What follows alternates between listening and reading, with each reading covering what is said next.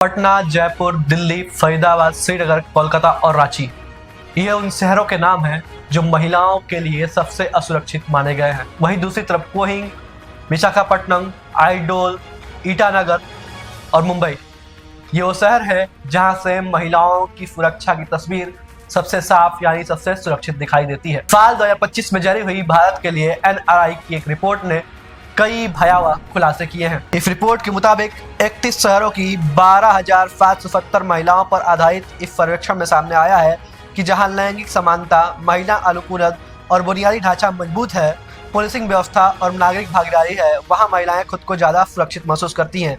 और खराब शहरी सुविधाओं वाले शहर में सुरक्षा की स्थिति चिंताजनक है। रिपोर्ट में यह भी खुलासा हुआ है कि 86% महिलाएं जिन शैक्षिक संस्थानों में सुरक्षित महसूस करती हैं, लेकिन रात को समय और सार्वजनिक परिवहन में सुरक्षा का अभाव गहराता है।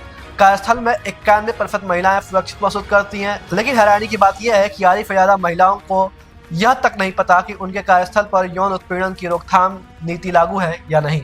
रिपोर्ट बताती है कि 2024 में 7% महिलाओं ने सार्वजनिक स्थलों पर उत्पीड़न का सामना किया, जबकि 24 साल से कम की उम्र की महिलाओं ने यह आंकड़ा 14% तक पहुंच गया। इसके बावजूद केवल 3 में से 1 पीड़ित ही शिकायत दर्ज करा पाती है, जबकि ज्यादातर महिलाएं NCRB के रिकॉर्ड तक नहीं पहुंच पाती। राष्ट्रीय महिला आयोग की अध्यक्ष विद्या रत्नाकर का कहना है कि महिला सुरक्षा केवल कानून व्यवस्था का मुद्दा नहीं है, बल्कि यह महिलाओं के जीवन, शिक्षा, स्वास्थ्य, अवसर और स्वतंत्रता से जुड़ा हुआ विषय है। उनका कहना है कि जब महिलाएं असुरक्षित महसूस करती हैं तो वह खुद को सीमित कर लेती हैं, और महिलाओं का खुद को सीमित कर लेना केवल उनके व्यक्तिगत विकास ही नहीं बल्कि देश की प्रगति के लिए भी एक चुनौती बना हुआ है। वहीं NRI 2025 की रिपोर्ट कई मिश्रित आंकड़े दिखाती है, जिसमें यह साफ होता है कि कई भारत के ऐसे शहर हैं जहां महिलाओं की सुरक्षा के लिए उम्मीद की किरण दिखाई देती है, तो वहीं कई ऐसे शहर हैं जहां बदलाव की राह अभी दूर दिखाई दे रही है।